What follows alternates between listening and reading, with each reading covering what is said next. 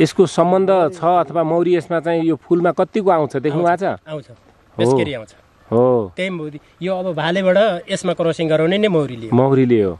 तपाईले चाहिँ फुल फुल्ने बेलामा पर्याप्त चाहिँ यसको फुलमा चाहिँ मौरी चरेको देख्नु भएको छ हैन?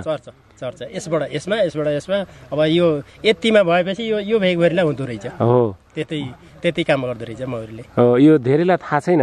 यो मौरीले किवी खेतीमा पोलिनेसनको लागि अत्यन्त ठुलो भूमिका खेल्छ। किन त्यस्तो हुन्छ ल भन्नु त?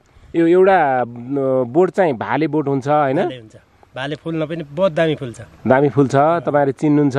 अर्को चाहिँ पोथी फुल भन्न पनि तपाई चिन्नुहुन्छ हैन? भनेपछि त्यसबाट हुँदो रहेछ, क्रस हुँदो रहेछ। र एकदमै त्यसले धेरै त्यतिखेर त एकदमै व्यापक आउँछ मौरी पनि। हो, कहाँको आउँछ। भनेपछि अब हामीले के बुझ्नु पर्यो भने किवी खेती जसले गर्नुहुन्छ उहाँलाई चाहिँ सँगै मौरी पनि पालन गर्नुहोस्, मौरीको संरक्षण गर्नुहोस् भन्ने कुरा पनि हो नि हैन? तपाईले अर्को मैले भन्दै गरेँ नि, विषादीको कुरा तपाईले विषादी हाल्नु भएको छैन भन्ने कुराको प्रमाण चाहिँ मौरी तपाईकोमा मर्यो भने त्यो विषादी चाहिँ छ भन्ने कुरा पुष्टि हो। हो, तपाईले यदि विष हाल्नु भएको छैन भन्ने हो भने मौरी मरेको हुँदैन, किनभने मौरीलाई संरक्षण गर्नुभयो भने त्यसले अटोमेटिक चाहिँ परागसेचन गरिदिएको हुन्छ र त्यो परागसेचनको कारणले चाहिँ तपाईको दाना पनि राम्रो फलेको हुन्छ, विषादी हान्न पनि परेन।